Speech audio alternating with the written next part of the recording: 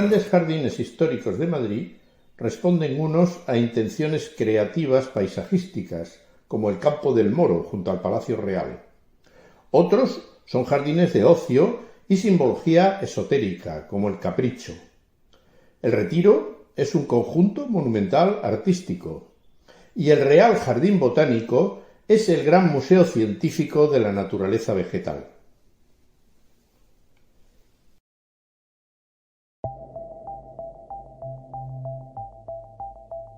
El Campo del Moro, llamado así tras la conquista cristiana de la villa, se encuentra en la ladera donde se elevaba el Alcázar de Madrid, sobre el río Manzanares. Con la reconstrucción del Palacio Real se convirtió en un parque palaciego, con diseño francés e italiano, que ha sufrido diversas reformas y transformaciones hasta nuestros días.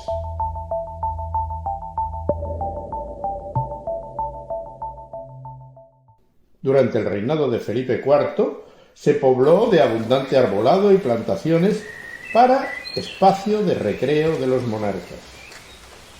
Como parque ajardinado, no se diseñó hasta la construcción del actual palacio en el siglo XVIII, siguiendo el modelo de los jardines franceses e italianos mediante plataformas escalonadas y escalinatas de comunicación.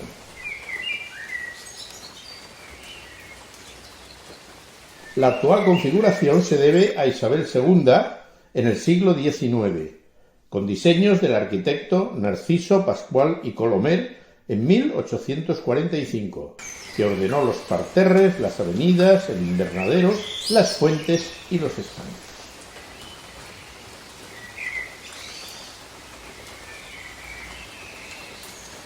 La fuente de los tritones y las ninfas, la más importante de todas, fue traída de los jardines de Aranjuez.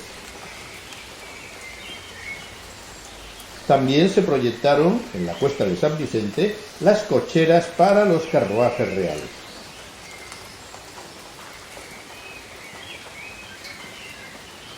Entre las construcciones de ocio se levantaron el Pabellón del Corcho y la casita o chalet de la Reina.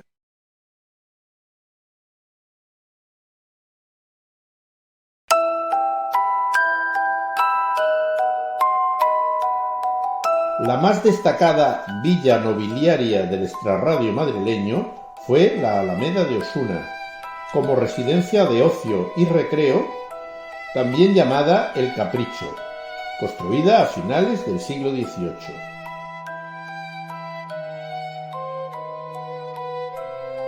Se trata del reflejo de la competencia que existió entre los duques de Osuna mediante su función social y festiva en la España goyesca, con la misma monarquía y con la duquesa de Alba.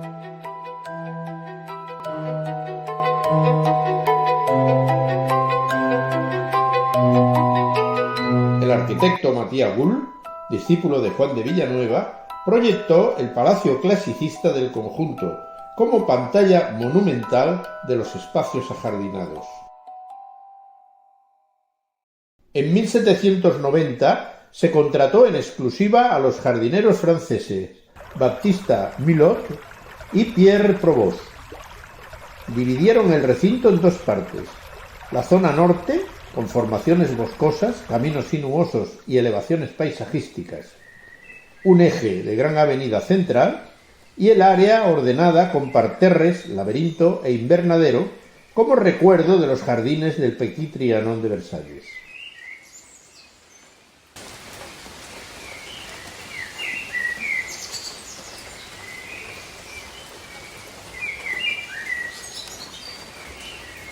Distribuidos por el amplio paisaje, entre riachuelos y lagos, se levantaron numerosas construcciones singulares, como la Casa de la Vieja, el Fortín Militar,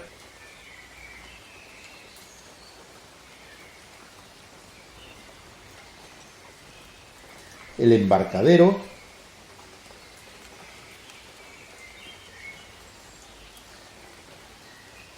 la Ermita Ruinosa o el Casino de Baile.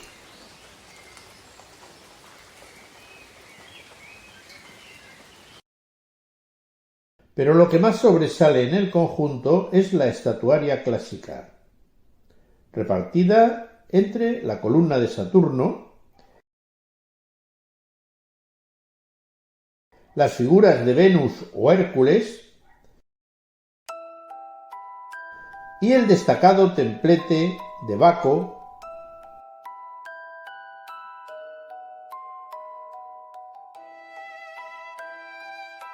con la exedra de los emperadores romanos.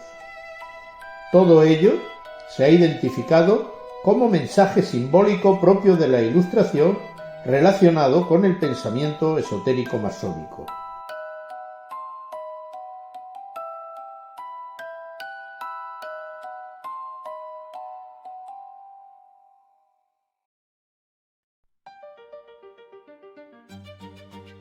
El origen de la residencia real del Buen Retiro, junto a un convento de los Jerónimos fuera de Madrid, se debe al conde-duque de Olivares para descanso y recreo de la familia de Felipe IV en el siglo XVII, fuera de las estrecheces del Alcázar, con la finalidad de mantener al monarca al margen de las labores de gobierno. Las obras las dirigió el arquitecto Alonso Carbonell en estilo escurialense, con ladrillo y piedra, cubiertas de pizarra y torres con chapitel. Los edificios encerraban varios patios destinados a fiestas y espectáculos, donde se instaló la estatua del rey realizada por Pietro Tacca. Las más grandes estancias eran el casón, salón de baile, el salón de reinos para recepciones y sede regia, y el teatro a la italiana, donde estrenaron Lope, Calderón o Tirso de Molina. En las zonas ajardinadas se construyó el enorme estanque de recreo que aún se conserva.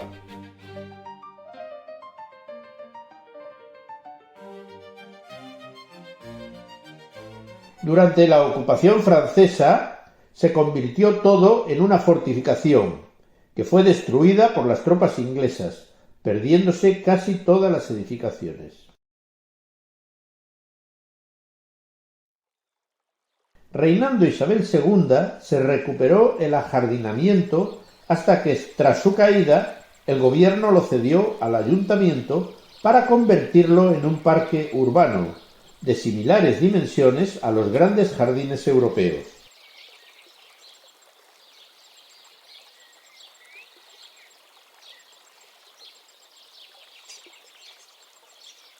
Igual que en Londres, el Retiro también se usó para dos grandes exposiciones. Para la de las Islas Filipinas se construyó el Palacio de Cristal y para la exposición de la minería el Palacio de Velázquez, ambos por el arquitecto Ricardo Velázquez Bosco. En su interior se instaló el Zoológico de Madrid como casa de fieras para más de 200 animales.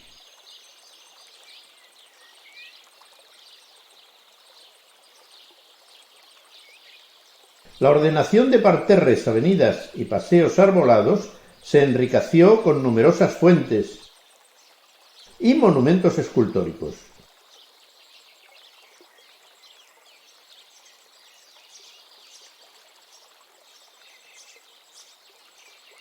Entre ellos destaca el de Alfonso XII en el Estanque, diseñado por José Grasés en 1922, con la figura ecuestre del monarca hecha por Mariano Benlliure.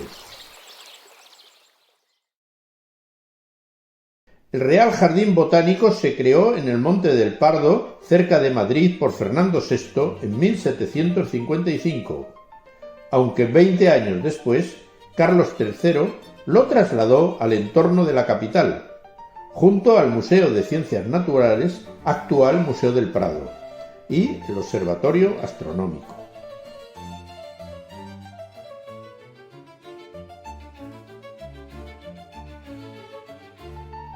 El diseño de este grupo de edificios destinado a la ciencia corrió a cargo del arquitecto Juan de Villanueva, que proyectó la portada del Botánico y el edificio para invernadero o estufa fría, en cuyo centro se levanta un templo a la naturaleza.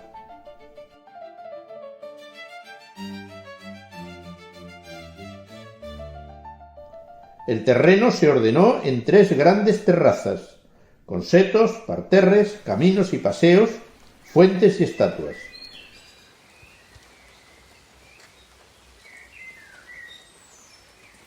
Una de las terrazas se dedicó a las flores y las otras 2 a los árboles y todo tipo de plantas, siguiendo la clasificación científica de Carl Linneo.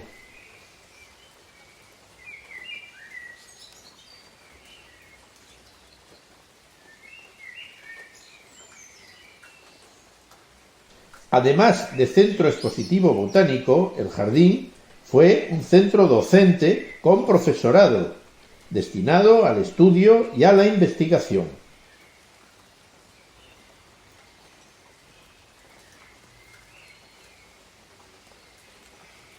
Carl Linneo envió a España a su discípulo, el botánico sueco Per Löfving, que viajó a América del Sur, siendo el autor del primer gran tratado botánico de España y sus colonias, el Iter Hispanicum, editado en Estocolmo en 1758. Durante siglos, sus fondos vegetales se enriquecieron con las expediciones científicas a todo el mundo hispano, en América y Asia.